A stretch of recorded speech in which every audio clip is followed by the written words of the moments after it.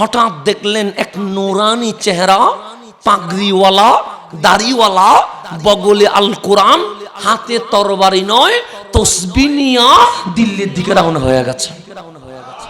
করবেন এই বাংলাদেশ, ভারত, পাকিস্তান, ভুটান, নেপালে ইসলাম এসেছে ওলির মাধ্যমে। কথা ঠিক কিনা? আপনারা একটা নাম শুনেছেন, মোহাম্মদ গৌরী নাম শুনেছেন? সুলতান মোহাম্মদ গৌরী, উনি খাজায়ে খাজগান, রাজায়ে হিন্দুস্তান, মাইনুদ্দিন চিশতি আজমিরি সঞ্জিরি রহমতুল্লাহি আলাইহি আসার আগে হিন্দুস্তানে 10 বার হামলা করেছেন। কয়বার? একবারও জিতে নাই, শুধু মায়ের খাইছে। কয়বার খাইছে মায়ের?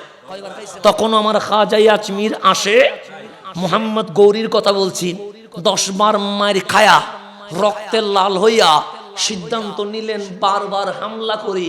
এইভাবে মায়ের খাওয়ার মধ্যে কোনো মহত্ব নাই, কোনো আধিপত্য নাই। এবার বিশাল একটা প্রস্তুতি নিব।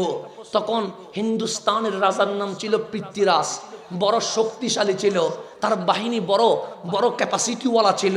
তখন মোহাম্মদ গৌরী অচিন একটা জায়গায় চলে গেছে, বিশ্ব থেকে মুসলিম সৈনিক রেডি করছে, 20,000 সৈন্য রেডি করে ট্রেনিং দিচ্ছে। কারণ এবার এমনিতে মারবো না, এমন মায়ের মারবো, এইবার বিজয় ইনশাআল্লাহ মোহাম্মদ গৌরীর হাতে চলে আসবে। সৈন্য কয়তো কালেকশন করলেন। এখন পৃথ্বীরাজ দেখে 3 মাস চলে গেল, মোহাম্মদ গৌরী হামলা করে না। 6 মাস চলে গেছে, মোহাম্মদ গৌরী হামলা করে না। 8 মাস চলে গেছে, মোহাম্মদ গৌরী হামলা করে না। পৃথ্বীরাজ সিআইডিদের সাথে মিটিং করলো, কিরে মোহাম্মদ গৌরী 2-3 মাস পর পর বারবার হামলা করে মারি খায়া চলে যায়, এখন তো 8 মাস চলে গেছে কিন্তু ওর তো কোনো দেখা নাই, ঘটনা কি? সিআইডি বের হয়ে গেছে, কোথায় আছে গৌরী? তখন কোচ নিয়ে দেখে এক অচিন পাহাড়ের ভেতরে 20,000 সৈন্য নিয়ে মোহাম্মদ গৌরী ট্রেনিং আছে। এইবারের প্রস্তুতি বিশাল প্রস্তুতি, এইবারের হামলা আগের হামলার মতো নয়। সিআইডি দৌড়াই এসে বললেন, পৃথ্বীরাজ খবর তো আছে। সে কি খবর? সে মোহাম্মদ গৌরী এবার এমনিতে আসবে না, 20,000 বিশাল সৈন্য ট্রেনিং নিয়ে হামলা করবে। এইবার হামলা থেকে বাঁচতে গেলে আমাদেরও বিশাল প্রস্তুতির দরকার আছে। পৃথ্বীরাজ বলে 20,000-এর বদলে 20,000 দিলে ভুল হয়ে যাবে, কারণ মুসলমানের ঈমানি শক্তি আছে। সে 20,000-এর বদলে 40,000 নয়, 20,000-এর বদলে 60,000 নয়। পৃথ্বীরাজ ঘোষণা করলো 90,000 সেনা রেডি করো। কয় হাজার? মুসলমান কত? এদিকে পৃথ্বীরাজ 90,000-এর ট্রেনিং কি করে দিয়েছে, শুরু করে দিয়েছে। কিন্তু সুলতান মোহাম্মদ গৌরী তো জানে না, কারণ একদিকে তো সিআইডি নিউজ দিয়ে দিয়েছে। মোহাম্মদ গৌরী মনে করেছে পৃথ্বীরাজ অপ্রস্তুত থাকবে, এই অবস্থায় হামলা করলে আমরা জিতে যাব। পৃথ্বীরাজের ওখানে মোহাম্মদ গৌরীর বাহিনী যখন চলে আসছে, পৃথ্বীরাজ 90,000 সৈনিক বের করে দিয়েছে।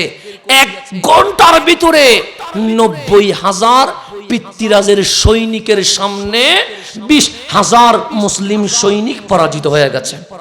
মুসলমান কি হয়ে গেছে? পরাজিত, মার খাইয়ে গেছে। কারো হাত কেটে গেছে, কারো পিঠ কেটে গেছে, কারো পেট কেটে গেছে, কারো পা কেটে গেছে, রক্তে লাল হয়ে গেছে। এখন জান বাঁচানো কি?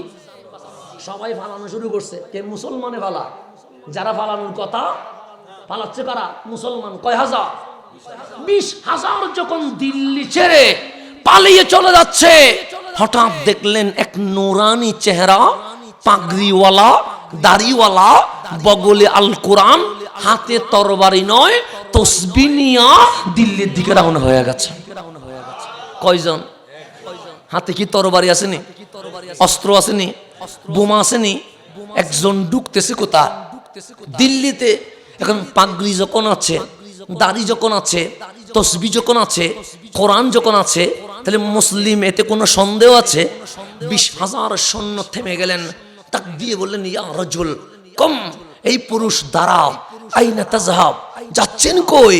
তখন খাজায়ে খাজগান, রাজায়ে হিন্দুস্তান, মাইনুদ্দিন চিশতি আজমিরি সাঞ্জিরি বললেন ইলা দিল্লি, আমি দিল্লির দিকে চলে যাচ্ছি।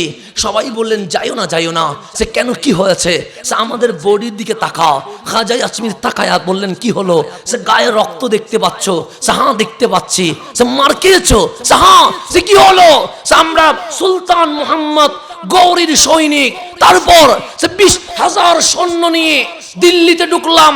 বাদশার নাম পৃথ্বীরাজ, 90,000 সৈনিক আমাদেরকে এমন ভাবে কুপিয়েছে, রক্তে লাল হয়ে গেছি, পালিয়ে যাচ্ছি। তুমি একলা ঢুকলে বেঁচে থাকার কোনো সুযোগ, চলো আমাদের সাথে। চলো কাদের সাথে? তখন আমার খাজেগান রাজায়ে হিন্দুস্তান মাইনুদ্দিন চিশতি আজমিরি সাঞ্জিরি বলছেন শোনো, আমি যাব না। সবাই বললেন লিমাজা, কেন যাবেন না?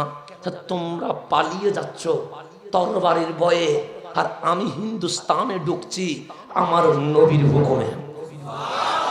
তোমরা পালিয়ে যাচ্ছ কিসের ভয়ে? আর আমি ঢুকছি হুকুম কার? কামলিওয়ালার হুকুম।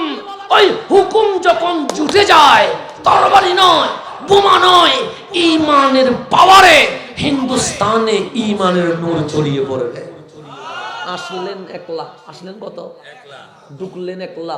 দিল্লিতে দুইজনরে বানাইয়া দিলেন, একজন নিজামউদ্দিন আউলিয়া, আরেকজন কুতুবউদ্দিন বখতিয়ার কাকি, দিয়ে চলে গেলেন আজমিরে।